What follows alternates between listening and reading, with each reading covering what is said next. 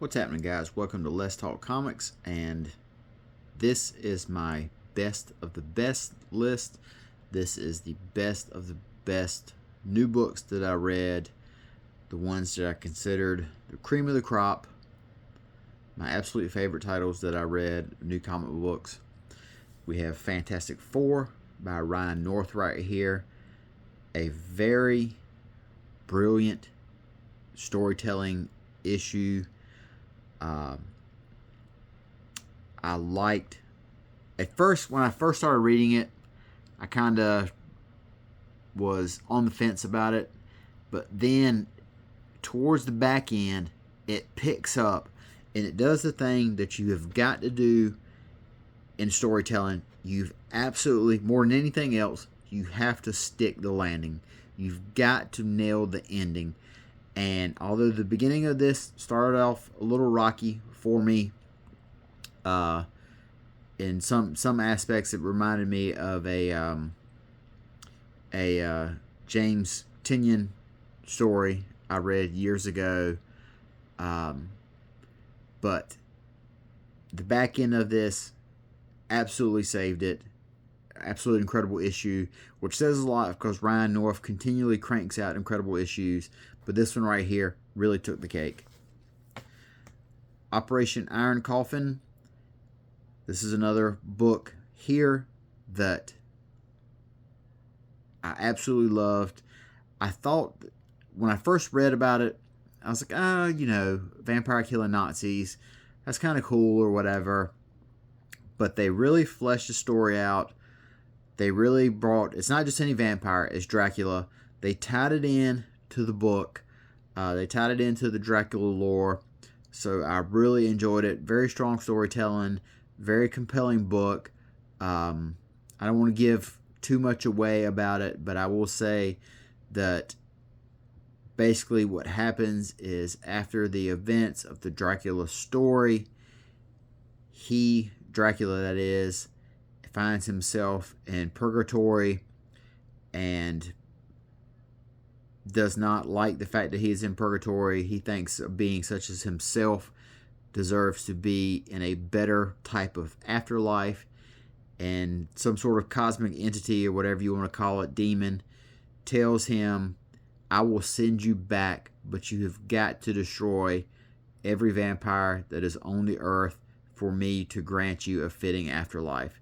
But Operation Iron Coffin from IDW, very, very good book. One of the best things I read this week.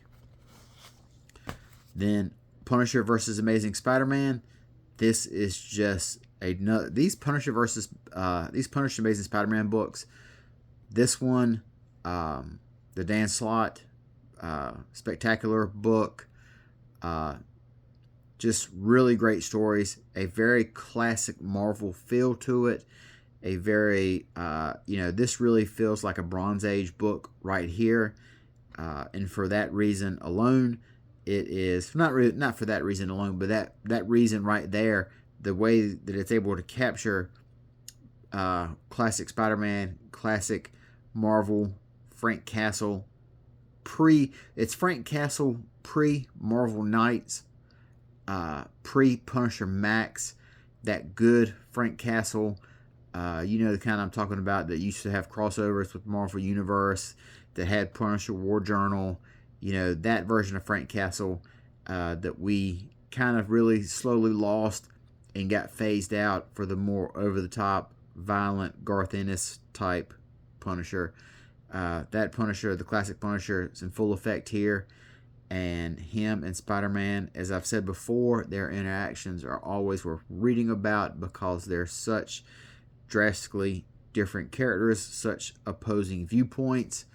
And to see their interaction here, and the guest appearance by Human Torch is really cool as well. That's another reason why this is on my best of the best list. And then the last book that was on there is Wonder Woman number 35. This is, you probably could consider this a fill-in issue, but Stephanie Williams, she writes this story that has Steve Trevor tell his grown-up daughter Trinity, in the aftermath of the last issue, about a young Diana Prince and the decision that she made to come to man's world, the things that affected her to come to man's world, to kind of not really talked her into, but the things she was exposed to make her come to man's world, her interaction with her mother who was a costume adventurer during World War II. All of that's in here. Stephanie Williams really touches upon this because it's so, a lot of times when we see the story of when Diana first meeting Steve Trevor, it's simply she wants to go to man's world to return him and be an ambassador. But she being Stephanie Williams, the writer, really kind of adds an additional layer here in this issue, and that really makes it stand out. A really strong issue from a guest writer, which is what you want on a book.